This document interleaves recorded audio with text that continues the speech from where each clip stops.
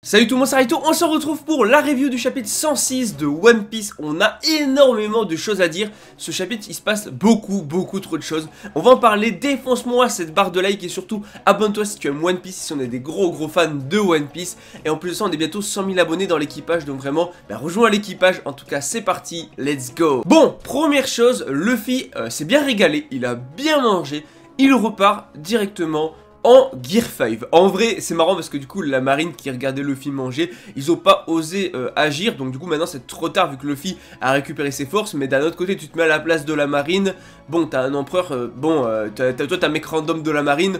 T'oses pas trop aller affronter un empereur, ce qui en soi est tout à fait logique. En tout cas, on a des petits retournements de situation, des petites grosses dingueries même qui sont en train de se passer, puisque on a Saturne qui ordonne aux pacifistas de tuer Bonnet et même tout le monde en fait finalement, et donc les pacifistas qui se préparent en tout cas à lancer leur attaque. Et là, la masterclass absolue, il s'avère que Vegapunk a été intelligent sur le coup, et surtout, outre le fait d'être intelligent, il a fait en sorte que Kuma, qu'importe sa forme, mais toute personne ayant l'apparence de Kuma ne peut pas s'en prendre à Bonnet, ne peut pas tuer Bonnet. Tout simplement parce que ça serait juste horrible que ça finisse comme ça. Ce qui fait qu'il a fait en sorte que Bonnet est le plus haut rang dans la hiérarchie du coup de contrôle des pacifistas. Elle est au-dessus de Vegapunk, au-dessus du Gorosei. Donc du coup, quand Saturne va ordonner aux pacifistas d'attaquer, en fait, Bonnet va leur dire stop, s'il vous plaît, arrêtez et aidez-nous à nous enfuir à partir d'ici. En fait, du coup, Bonnet va reprendre le contrôle des pacifistas qui vont se retourner contre la marine et tout. Ça va être excellent. Trop content finalement que Kuma ne puisse pas s'en prendre à Bonnet, quelle que soit sa forme. Reste à savoir du coup, est-ce que par hasard, est-ce que le Séraphin Kuma ne serait pas touché aussi, puisqu'il parle ici de clones ayant l'apparence de Kuma. Et le Séraphin Kuma, l'apparence de Kuma. Donc, peut-être que le Séraphin Kuma obéit aussi à Bonnet. C'est une possibilité en tout cas. Et vraiment, je trouve ça très cool et tout. Puisque du coup, Kuma ne pourra jamais s'en prendre à Bonnet. Et ça fait plaisir de fou. C'est trop fort en émotion. Donc vraiment, ça régale de zinzin. Et du coup les pacifistas vont attaquer la marine, forcément Saturne va péter un câble et oufissime, il va littéralement transpercer Vegapunk. Alors il est aux portes de la mort Vegapunk, il y a moyen même qu'il ne survive pas à l'arc, on verra. Mais vraiment, le moment où Saturne le transperce, la scène est incroyable. Ensuite, on a quoi? On a carrément Saturne qui ordonne à Kizaru de se débarrasser de tous ceux qui sont ici, de tuer Vegapunk, de tuer tout le monde en fait. Enfin, même pas Vegapunk, puisque Vegapunk il est en train de s'en charger, Saturne. Mais donc du coup, il va attaquer. On va avoir Atlas qui va se faire transpercer, il va y avoir Franky qui va se faire transpercer, même Sanji va se faire transpercer. Il va réussir à contrer un des rayons laser, en tout cas de Kizaru, mais il va s'en reprendre un juste derrière. Donc après, voilà, dans la scène juste après, on voit que il est encore intact. Genre, il est debout comme si c'était rien passé. Donc en fait, Sanji n'a pas subi trop de dégâts finalement suite à l'attaque de Kizaru. Maintenant, encore une fois, j'ai l'impression que là sur la scène, il est surtout en train de protéger Bonnet. Donc en fait, c'était pas vraiment un combat, puisque là, il est en train d'essayer de protéger quelqu'un. Il se bat pas en 1 contre 1 non plus.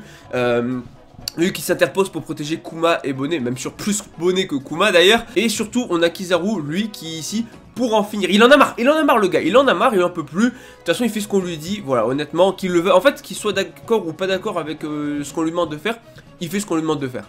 Donc c'est à dire que là, en gros, il est sur le point de tuer Bonnet, de l'attaquer du coup avec son épée. Et en fait, on a Luffy qui est de retour. Oui, encore une fois, Luffy Gear 5 qui va donner un bon gros coup de poing à Kizaru. Alors il va pas y mettre forcément de nouvelles attaques ou un truc de fou, hein. C'est juste un simple coup de poing, ce qui fait que Kizaru va littéralement voler dans les bâtiments, même si on va voir qu'il va finalement, il sera assis et il avait pas l'air d'avoir subi trop de dégâts. Enfin, genre il se tient la tête en mode, bon il est un peu sonné, il vient de prendre un coup, voilà, mais sinon après il a pas l'air non plus KO ou quoi que ce soit. Est-ce qu'il va avoir la flemme de se relever ou est-ce qu'il va se relever et revenir? Est-ce qu'on va avoir un round de 3 encore une fois? Est-ce qu'on va encore avoir du Kizaru, Luffy, je sais pas. Est-ce que Kizaru va faire que se prendre un coup, se relever, prendre un coup, se relever, et pareil pour Luffy? Parce que Luffy c'était ça, il s'est pris un coup. Enfin, c'est même pas il s'est pris un coup. Luffy c'est juste, il s'est épuisé tout seul. Parce que Kizaru a réussi à le faire s'épuiser. Mais heureusement qu'il a mangé d'ailleurs. Parce que sinon il serait toujours au sol à l'heure actuelle. Donc il aurait été tué très facilement. Mais voilà, en tout cas, on va voir ce qui va se passer. Parce que voilà, de toute façon Kizaru honnêtement maintenant, c'est trop tard. Il a essayé de tuer tout le monde. Ou alors il joue très bien le jeu, mais là pour moi c'est juste un enfoiré de toute façon qui ne changera plus de camp en fait. Voilà. Et faites pas genre, à aucun moment il aurait pu avoir un changement de camp de Kizaru, puisque Oda a factuellement en fait montré des éléments qui prouvaient que ça pouvait aller dans ce sens. Je veux dire, entre Kizaru qui s'inquiète pour Bonnet, Vegapunk et les autres, et qui en plus de ça avait l'air soulagé quand Saturne avait été frappé et peut-être vaincu, désolé mais il y a énormément d'éléments qui montrent que à ce moment-là, il avait pas envie de se battre. C'est du factuel, Oda a clairement placé ces éléments-là volontairement. Donc ce que j'ai bien aimé en tout cas, c'est vraiment Luffy qui est de retour vraiment en mode Gear 5 Nika, et qui va rendre caoutchouteux le sol, histoire que du coup Atlas, Kuma et tout, quand ils tombent dessus, ils aient pas de dégâts. On a Bonnet qui est devant Vegapunk qui est au sol en train de saigner. Voilà, bon après Vegapunk là maintenant il est un petit peu aux portes de la mort. En plus de ça, on a tout qui s'enchaîne, puisque derrière on a quoi? On a le robot géant qui se réveille, enfin on l'avait déjà vu qu'il se réveillait, en fait techniquement on l'avait déjà vu se réveiller, et en fait on voit rien de plus si ce n'est qu'il a l'air de réagir au battement du cœur de Luffy, donc de Joy Boy, donc de Nika. Donc oui, Bonnet enfin va savoir que Luffy est Nika, le dieu soleil, le fameux dieu vénéré dans leur famille. C'est excellent, puisqu'on voit Luffy danser dans le ciel de la même manière que Kuma montrait à Bonnet du coup comment danser Nika. Excellent, Vegapunk qui le révèle que Luffy est bel et bien le dieu soleil Nika. C'est excellent. Bonnet qui a les larmes aux yeux. Non, c'est trop d'émotion. Franchement, je trouve ça ouf. Bonnet, depuis le temps qu'elle attend Nika, en fait, tu vois, le libérateur, le sauveur de ce monde, il est là, sous ses yeux, et c'est Luffy.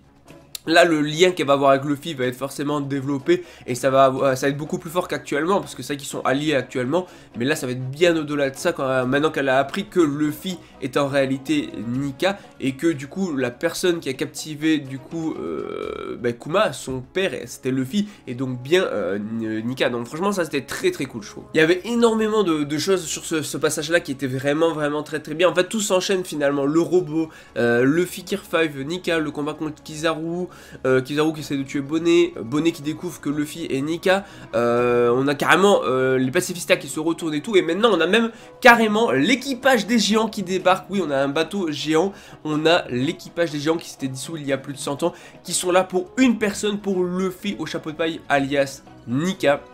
Dory et Brogy qui se pointent, incroyable, donc vraiment excellent, puisque ça va être forcément des alliés de Luffy.